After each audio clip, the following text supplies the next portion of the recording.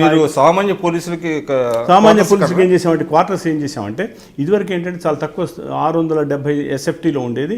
ఇప్పుడు నేను వచ్చిన తర్వాత మా వాళ్ళ సహకారంతో యాక్చువల్గా 1160 అంటే ఒక కానిస్టేబుల్ చక్కగా హాయిగా 2 బెడ్రూమ్ ఉండటమే కాకుండా మామూలుగా అందరితో పాటు అంటే జనరల్గా 2 బెడ్రూమ్ ఎలా ఉంటుందో ఆ విధంగా ఆ సౌకర్యవంతంగా చేసే పనిలో అది ఒకటి. Number 2, sub inspector, circle inspectors వాళ్ళకు కూడా 3 బెడ్రూమ్ అంటే దాదాపు అది 1400 ఎస్ఎఫ్టీ చూచాయిగా ఉజ్జాయింపుగా అట్లా చెప్తే మీకు ఎంత బడ్జెట్ ఉందండి?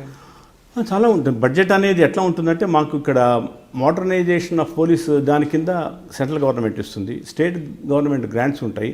అదేవిధంగా ఎక్స్ట్రీమిస్ట్ ఏరియాలో ప్రత్యేకంగా కట్టడం కోసం వాడినట్టాయి. వీటన్నిటిని ఇంతకుముందు పనిచేసినటువంటి దీనికి సంబంధించిన శాఖకు సంబంధించిన అధికారులు కానివ్వండి, పోలీస్ హౌసింగ్ కార్పొరేషన్లో పనిచేసినటువంటి కానివ్వండి, చాలా జాగ్రత్తగా పనిచేయటం. ఇక్కడ ఏంటంటే no loss no gain basis, మేమేమి ప్రాఫిట్స్ మేము ఆశించం. అంతేకాకుండా జస్ట్ స్మాల్ పర్సంటేజ్ తీసుకొని దాని ద్వారా అక్కడ కార్పొరేషన్ నడపడం వరకు చూడటం వలన ఇది పోలీసులకు సంబంధించినంత వరకు ఎక్కడా వారికి సంబంధించిన పనులు ఆగకుండా, ముఖ్యంగా వాళ్ళు ఉండటానికి గృహం కావాలి, అట్లాంటిది ఎక్కడ గవర్నమెంట్ వాళ్ళు ఇస్తారు కానీ ఒక్కొక్కప్పుడు ఆలస్యం అవుతుంది.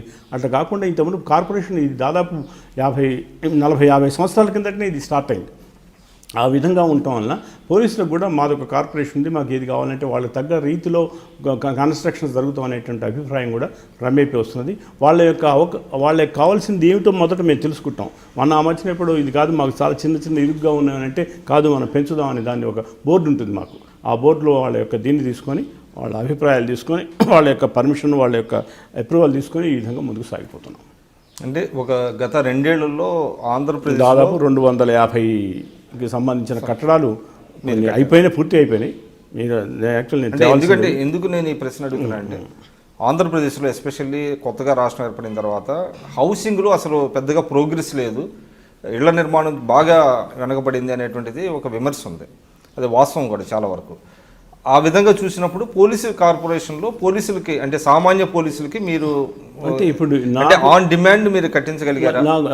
నాకు సంబంధించినంతవరకు మాకు పోలీస్ హౌసింగ్ కార్పొరేషన్ తల్లిమాట నేను చెప్పలేను. ఎందుకంటే నాకు ఇక్కడ ఏమిటంటే కొత్త రాష్ట్రం అంతకు మునుపు ఈ కుంటుపడింది. కారణం ఏంటంటే ఈ యాక్చువల్గా పార్టీషన్ కాకముందు ఉంటుందా ఆంధ్రప్రదేశ్ విడిపోతుందా అనేది దాదాపు 2-3 సంవత్సరాల దాకా ఎవరు వర్క్ టేకప్ చేయలేదు. మేము వచ్చిన తర్వాత ఏమిటి ఎక్కడ అసలు అవసరం ఉంది, అవసరానికి తగ్గట్టుగా మనం ఏ విధంగా కన్స్ట్రక్షన్ స్టార్ట్ చేయాలి. ఫర్ ఎగ్జాంపుల్ రాజమండ్రి కొత్తగా ఎస్పీ బిల్డింగ్, ఎస్పీకి సంబంధించినటువంటి ఆఫీస్ వచ్చింది, అక్కడ డిస్ట్రిక్ట్ పోలీస్ ఆఫీస్ కావాలి, అదేవిధంగా దానికి సంబంధించినటువంటి కావాలి. అదేవిధంగా గ్రే హౌండ్స్ అనేది ఈ మధ్యన తిరుపతిలో అక్కడ స్టార్ట్ చేస్తున్నాం. అక్కడ గ్రే హౌండ్స్ అనేది అక్కడ వాటికి సంబంధించినటువంటి ఫోర్స్ను అక్కడ పెడుతున్నారు కాబట్టి దానికి తగ్గ కట్టడాలు. అదేవిధంగా తిరుపతికి సంబంధించిన తిరుమల అక్కడ కావాల్సినటువంటి కట్టడాలు ఒక్కొక్కటి తీసుకుంటూ వచ్చినప్పుడు ప్రయారిటీస్ బేసిస్గా మేము నడుస్తున్నాం. కాబట్టి జనరల్గా ఏంటంటే దీనికి పబ్లిసిటీ ఇవ్వకుండా వాళ్ళకి కావాల్సిన రీతిలో చేసుకోబోవటమే మేము లక్ష్యంగా పెట్టుకున్నాం. అది ఒక విధంగా చాలా సంతృప్తి. మీరు ఆలోచించిన 2 ఇయర్స్లో దాదాపు more than 250 important buildings police వారికి సమకూర్చగలిగామంటే అది కేవలం బోర్డు యొక్క దీనిగా నేను భావిస్తున్నాను.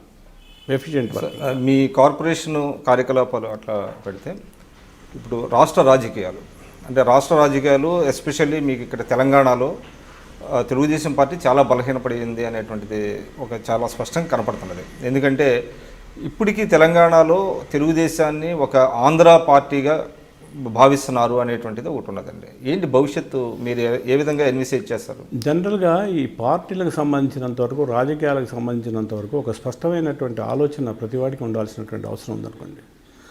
కాస్త పార్టీ యొక్క కార్యక్రమాలు కుంటుబడింది అనగానే ఇది అయిపోయింది, పార్టీ భవిష్యత్తు లేదనుకోవడం కేవలం ఒక మామూలు మాటగా నేను భావిస్తున్నాను. రాజకీయాల్లో వాళ్ళకు తోచిన రీతిలో మాట్లాడే విధానంగా నేను భావిస్తున్నాను. కానీ నాకు తెలిసినంత వరకు ఇవాళ తెలంగాణలో తెలుగుదేశం పార్టీకి ఉన్న క్యాడర్ ఇప్పటికీ దాదాపు కొంత చెదిరినప్పటికీ అసలు యాక్చువల్గా ఇంపార్టెంట్ క్యాడర్, స్ట్రాంగ్ క్యాడర్ అనేది చెదిరిపోలేదు, అది చెదరకుండానే ఉందనేది నేను భావిస్తున్నాను.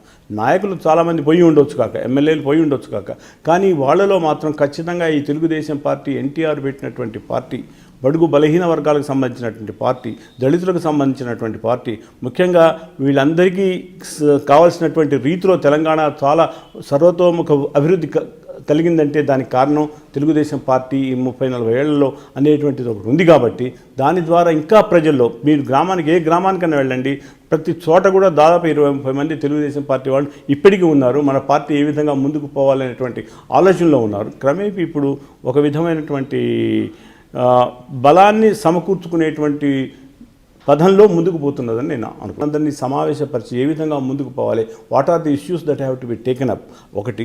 రెండవది ఏంటంటే ఈ ప్రజల్లో మనం ముందుకు పోవడానికి కావాల్సినటువంటి రీతిలో మనం అడుగులు వేస్తున్నామా లేదా అనేది ఖచ్చితంగా వారానికో 10 రోజులకు కూర్చొని సమీక్షలు చేసుకోవడం. నిన్న కూడా ఒక సమీక్ష జరిగింది రైతులకు సంబంధించినటువంటి విషయాలు. అదేవిధంగా ఏ సమస్య వచ్చినప్పుడు దాన్ని క్షుణ్ణంగా మీరు బహుశా తెలిసే నిజం ఇవన్నీ చేస్తున్నారు. కానీ అయితే ఇప్పుడు ఏంటంటే మీకు ఒక ఎట్లా ఉందంటే